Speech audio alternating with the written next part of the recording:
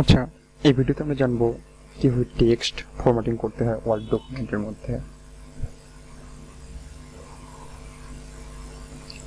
আমরা বোল্ড সম্পর্কে জানবো, ফন্ট সাইজ সম্পর্কে জানবো এই ভিডিওতে, font, italic, underline, strikethrough, superscript, subscript, টেক্সটকে কিভাবে কালার করতে হয়, black colour of text, text effect, font popup এবং ডিফল্ট ফন্ট এবং স্টাইল কিভাবে আমরা সেট করতে পারি। এই ভিডিওতে আমরা এই 13টা অপশন নিয়ে আলোচনা করব। শুরুতে চলে যাচ্ছি আমার ওয়ার্ড ডকুমেন্টে। এখান থেকে আপনারা দেখতে পাচ্ছেন যে ফন্টের যে অপশনটা রয়েছে, আমরা এই অপশনটা সম্পর্কে জানার চেষ্টা করছি। শুরুতে আমি এখান থেকে একটা ওয়ার্ডকে সিলেক্ট করলাম, প্রুফ।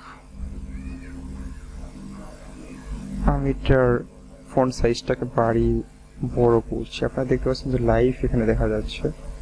14 দিলে কেমন হবে, 28 দিলে কেমন হবে, 26 দিলে কেমন হবে। তো আমি এখানে থেকে 20 সিলেক্ট করছি। আমি এটাকে বোল্ড করে দিচ্ছি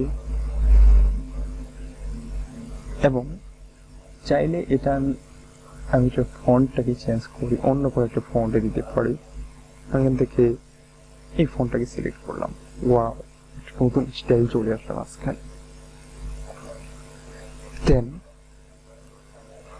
এটার যে ফন্ট আপনারা দেখতে পাচ্ছেন, এটা বোল্ড করেছি এবং ফন্ট স্টাইলটা চেঞ্জ করেছি।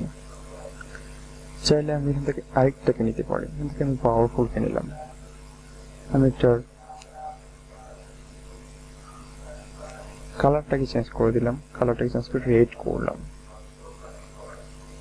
দেন এটার সাইজ বাড়িয়ে দিলাম 18। ফন্টটাকে এখান থেকে চেঞ্জ করে দিতে পারি আমার ইচ্ছে মতো, আমার যেটা ভালো লাগে। চাইলে এটাকে আমি আন্ডারলাইন করে দিতে পারি। দেন চাইলে এটাকে সুপারস্ক্রিপ্ট করতে পারি, সাবস্ক্রিপ্ট করতে পারি। সো আমার যেটা ইচ্ছা।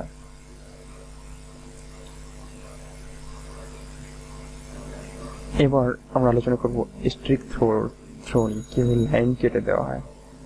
আমরা এখান থেকে একটা লাইনকে সিলেক্ট করলাম, এটাকে আমরা স্ট্রিক্ট থ্রো করে দিলাম, এটাকে কেটে দিলাম। এবার আমরা যাবো সরাসরি এই রিবনে।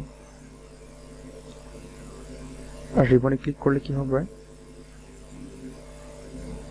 চলে যাচ্ছে ফন্ট যে উইন্ডোটা আছে, এটা আমাদের সামনে ওপেন হয়ে যাচ্ছে। আপনারা ডিফল্ট যেটা দেখতে পাচ্ছেন, এখানে আছে রেগুলার, এখানে হচ্ছে 11, ফন্ট হচ্ছে বডি। দেন এটা হচ্ছে একটা ডিফল্ট ফন্ট। আমরা যদি অন্য কোনোটাকে চেঞ্জ করে ডিফল্ট করতে চাই, চাইলে আমরা করতে পারি। এখানে ফন্ট সাইজটাকে বড় করে দিলাম, ফন্টটাকে বোল্ড, ইটালিক বা যা ইচ্ছা তাই করতে পারি। দেন এখানে সেট এস ডিফল্টে ক্লিক করলে সেটা ডিফল্টে সেট হয়ে যাবে। এটা যেভাবে আছে সেভাবে থাক, আমি এটাকে কোনো চেঞ্জ করছি না। অ্যাডভান্স অপশনে আমরা এখানে যাবো না।